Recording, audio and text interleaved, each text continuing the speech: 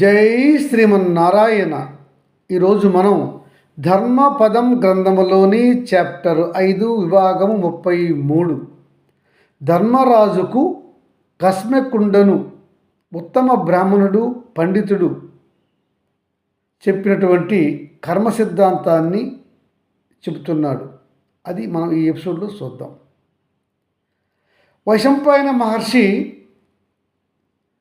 ఎవరికైనా విధివ్రాత తప్పుతుందా?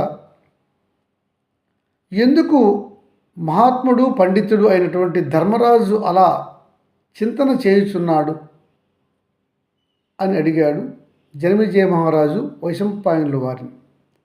అంటున్నాడు వైశంపాయనుల వారు, రాజన్, వాస్తవమే, ఇది ధర్మరాజుకు అనవసర చింతన.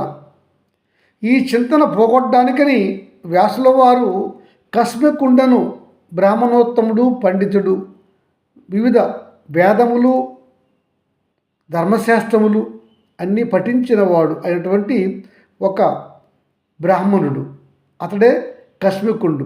అతడిని జనక మహారాజు సభకు పిలిచి గౌరవంగా ఇలా అడుగుతున్నాడు. కస్మిక మహాశయ, మానవుడి బుద్ధిలో ఏది ఉంటే ధనం, అధికారము, బంధువులు కలిగినప్పుడు అతనికి అహంకారం వస్తుంది, అవి పోతే అతనికి దుఃఖము ఎలా వస్తుంది అని అడగగా కస్మికుడు ఆ జనక మహారాజుతో ఇలా చెప్తున్నాడు. ధర్మరాజా విను అని చెప్తున్నాడు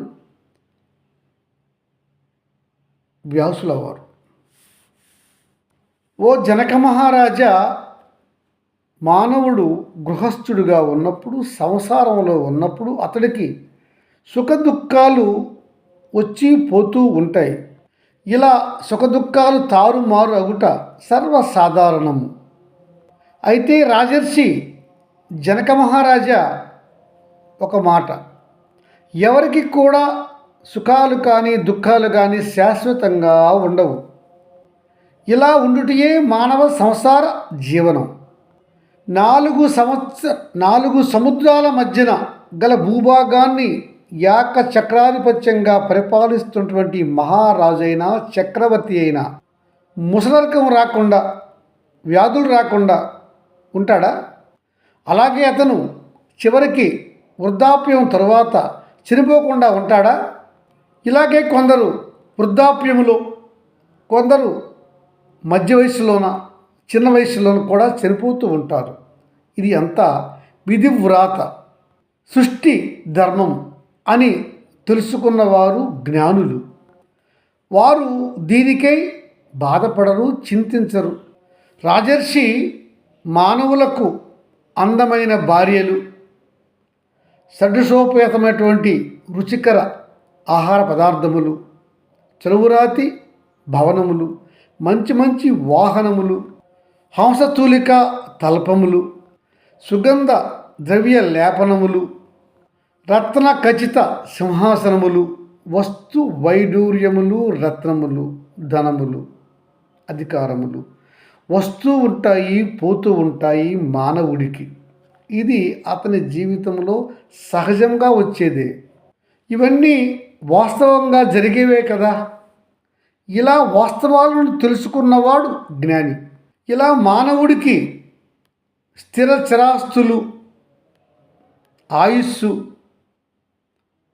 బాల్యము, వృద్ధాప్యము అనేవి సహజము అని తెలుసుకున్నవాడు జ్ఞాని. ఇవి మారుతూ ఉంటాయని తెలుసుకున్నవాడు జ్ఞాని. ఇవి ఏవి శాశ్వతము కాదు అని తెలుసుకున్నవాడు జ్ఞాని. రాజర్షి, మీకు తెలుసు కదా, రాజు కింకరుడుగా మారలేదా, కింకరుడు రాజుగా మారలేదా? మహారాజా చక్రవర్తులకు, మహారాజులకు రాజవైద్యులు ఉంటారు. ఈ రాజులు, వారి యొక్క భార్యలు, మహారాణులు అనారోగ్యం వస్తే ఆ రాజ్యవైద్యులు వారికి వైద్యం చేయలేదా? అయినా కూడా అట్టి రాజులు రాణులు మరణించలేదా? ఎంతటి రాజ్యవైద్యుడైనా సరే మానవుడి మరణాన్ని ఆపగలడా? ఇదంతా బ్రహ్మరాత కదా. అంతెందుకు మహారాజా, ఆ వైద్యం చేస్తున్న ఆ రాజ్య వైద్యుడు కూడా మరణిస్తాడు కదా, అతడు కూడా మరణాన్ని ఆపుకోలేడు కదా. రాజా, ఏది ఏమైనా సరే మనం విధివ్రాతను, కాలమానాన్ని మనం గతి తిప్పలేము. కాల ప్రభావాలకు మనం ఎదురెదలేము. గనుక చనిపోయిన వారి గురించి విచారణ చేసి అదే బాధగా ఉండుట అనవసరం. అలా చనిపోయిన వారి గురించి అదే పనిగా విచారణ చేయుట, ఉన్నవారిని చూసి పొంగిపోయి ఉత్సాహంతో ఉండుట కూడా జ్ఞానులకు సరికాదు. రాజా, మానవుడు తన గత జన్మ పుణ్య పాపాలతోనే జన్మిస్తాడు.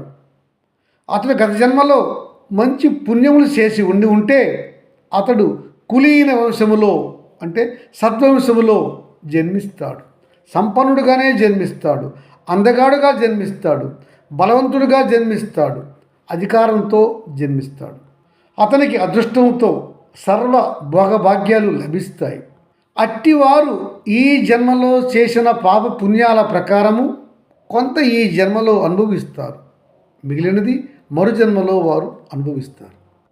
మరుజన్మ పుణ్యం వల్ల అతడు మంచి వంశములో, మంచి ఐశ్వర్యములో ఆరోగ్యంగా పుట్టి ఉంటే అతడు ఈ జన్మలో కూడా మంచి పనులు చేసి ధర్మజీవనాన్ని చేస్తే, మంచిగా ఉంటే అతడు మరలా వచ్చే జన్మలో కూడా మంచి జన్మనే పొందుతాడు.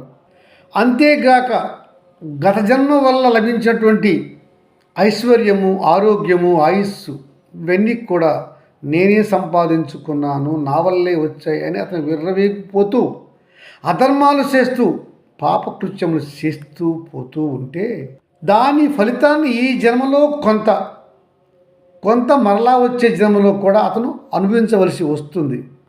అట్టివాడు త్వరగా నాశనం అవుతాడు, మరలా నికృష్టమైన జన్మను పొందుతాడు. గనుక తెలివైన మానవుడు గత జన్మలో వచ్చినటువంటి పుణ్యం వల్ల కలిగినటువంటి ఉత్తమ జన్మను, ఉత్తమ ఆరోగ్యాన్ని, ఉత్తమ ఐశ్వర్యాన్ని సక్రమంగా వినియోగించి ధర్మ మార్గములో అతడు నడిస్తే అతడు మరుజన్మలో కూడా మరలా మంచి జన్మను పొందుతాడు. ఇది కర్మ సిద్ధాంతం మహారాజా. వశంపైన మహర్షి చాలా మంచి విషయాలు చెప్పాడు. కస్మికుడు చాలా బాగుంది, కర్మ సిద్ధాంతం చాలా బాగుంది, ఇంకా ఏమన్నాడు చెప్పు అన్నాడు రాజు. జనమేజయ మహారాజా, ఇంకా కస్మికుడు జనక మహారాజుతో ఇలా చెప్తున్నాడు వ్యాసుల వారు ధర్మరాజుతో. రాజర్షి జనక మహర్షి, మానవుని జన్మములు జనన మరణ చక్రములో పట్టి భ్రమిస్తూ ఉంటాయి. అనేక కోట్ల జన్మలు ఈ మానవుడు ఎత్తినప్పుడు అతడికి కోటాను కోట్లు తండ్రులు, తల్లులు, కుమారులు, మనుమలు కలుగుతూ ఉంటారు. ఇలా వస్తూ పోతూ ఉంటారు, కానీ ఎవ్వరు కూడా అతనికి శాశ్వతము కాదు. మానవుడికి ఏ జన్మల్లో వచ్చిన భార్య, తల్లి, తండ్రి, మనుమలు, బిడ్డలు వారు శాశ్వతము కారు అని తెలుసుకుంటే గొప్ప జ్ఞానం. మానవ జీవితము నీటి బుడగ వంటిది, అశాశ్వతమైనది. కనుక మానవుడు తనకు దేవుడిచ్చినటువంటి ఏ ఒక్క జన్మలోనైనా సరే ధర్మాన్ని ఆచరిస్తూ ధర్మ జీవనము చేస్తూ సత్కర్మలు చేసి ఆ కర్మల యొక్క ఫలితాన్ని ఆశించకుండా ఉండాలి. అంటే కర్మల యొక్క ఫలితాన్ని అతడు ఆశించకూడదు. ప్రతిఫలాపేక్ష లేని కర్మలు చేయాలి. ప్రతిఫలాపేక్ష రహితంగా కర్మలు చేసి ఆ కర్మల ఫలితాన్ని తాను నమ్మిన పరమాత్మకు సమర్పించాలి. అలా ఆ మానవుడు చేస్తే అతడు ఇక జనన మరణ చక్రములో ఇరుక్కొనడు. అతడు శాశ్వతమైన పరమాత్మను చేరుకొనును. అతడికి మోక్షము లభిస్తుంది. జనక మహారాజా, ఎవరైతే మానవుడు ఈ లోకములో చావు పుట్టుకలు అనే మొసళ్ళతో నిండి ఉన్న కాలాన్ని సముద్రము అని భావించి అతడు ధర్మ మార్గములో పయనించి మొసళ్ళతో నిండి ఉన్న కాలము అనే సముద్రాన్ని అవలీలగా దాటి అతడు పుణ్యలోకాలను చేరును. అతడికి ధర్మ మార్గము అవసరమై ఉన్నది. జనక మహారాజా, మానవునికి ఈ శరీరము అప్పుగా తెచ్చుకున్నటువంటి ఈ శరీరము, అద్దెగా తెచ్చుకున్న ఈ శరీరము ఈ జన్మ వరకే ఉండి, ఈ జన్మ పూర్తయిన తరువాత ఈ శరీరాన్ని మరలా భూమికి ఇచ్చిపోతాడు. అతడికి అతని శరీరమే శాశ్వతము కానప్పుడు భార్య, బిడ్డలు, తల్లి, తండ్రి, మనుమలు అందరూ శాశ్వతమా? అలాగే వారి జనన మరణాల కోసం జరిగే సంతోషాలు, ఏడ్పులు కూడా అవసరమా? ఇదంతా ఒక మనోవ్యధ, కాలాపహరణం తప్ప ఏమీ లేదు. గనుక జనక మహారాజా, నీవు రాజ్య పాలనను మాని వరములకు పోయి తపస్సు చేసుకుంటూ భిక్షమెత్తి జీవిస్తాను అని అంటున్నావు. అది ఆలోచన సరైనది కాదు. అది నీకు ధర్మము కాదు. అది నీ యొక్క సొంత ధర్మానికి విరుద్ధము. నీ స్వధర్మము ఏమిటి? రాజ్య పాలన చేయుట కదా. నీ భార్య ధర్మశీలి, ధర్మశాస్త్రములు తెలిసిన స్త్రీమూర్తి. ఆమె చెప్పిన ధర్మములు చాలా బాగుగా ఉన్నవి. వాటిని మీరు అమలు చేయండి. నీ భార్య చెప్పే విధముగా మీరు సక్రమంగా, ధర్మంగా రాజ్య పాలన చేసి యశస్సు పొందండి, కీర్తి పొందండి. చివరగా మీరు ఉత్తమ లోకాలను పొందుతారు. మీ భార్య ధర్మశీలి సునయన. ఆమె చెప్పిన ధర్మములన్నీ కూడా వాస్తవములే. కనుక ధర్మంగా రాజ్యపాలన చేయండి. సత్పురుషులతో సఖ్యము చేయండి. ధర్మము, నీతి అమలు చేయండి. మంచి పరిపాలన ప్రజలకు అందివ్వండి. అలాగే మంచి దండనీతిని ఏర్పాటు చేసుకోండి. నీ గృహస్థాశ్రమాన్ని సక్రమంగా నిర్వహించండి.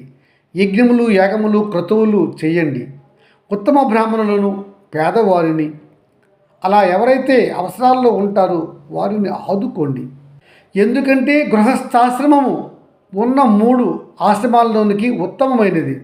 ఇలా నీవు ఉత్తమ మార్గంలో గృహస్థాశ్రమాన్ని నడిపి మీరు తప్పక పరమపదవిని పొందగలరు. పరమపదము లేదంటే నీ ఉత్తమ దైవాన్ని మీరు చేరుకోగలరు.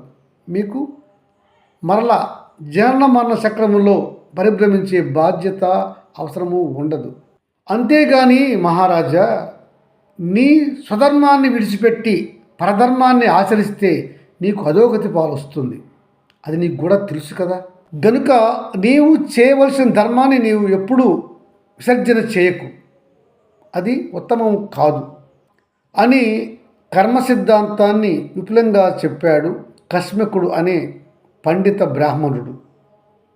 ఆ విషయాన్ని చెప్పాడు వ్యాసుల వారు ధర్మరాజుకు. అప్పుడు అడుగుతున్నాడు వైశంపాయనుల వారిని మహారాజు జనమేజయుడు. వైశంపాయన మహర్షి, ఇప్పటికైనా ధర్మరాజుల వారు రాజ్య పాలనకు అంగీకారం తెలిపినా అని అడిగాడు. రాజన్, అక్కడ మాత్రము జనక మహారాజు కస్మకుడి బోధలు, అతని భార్య సునయన బోధలు విన్న తరువాత రాజ్య పాలనకు అంగీకారం చేశాడు. ఇక్కడ ధర్మరాజు ఇంకా మనసు మార్చుకోనలేదు. అతనికి ఇంకా ధర్మబోధన జరుగుతున్నవి మహారాజా, వినండి అని చెప్తున్నాడు వైశంపాయనుల వారు. జై శ్రీమన్నారాయణ.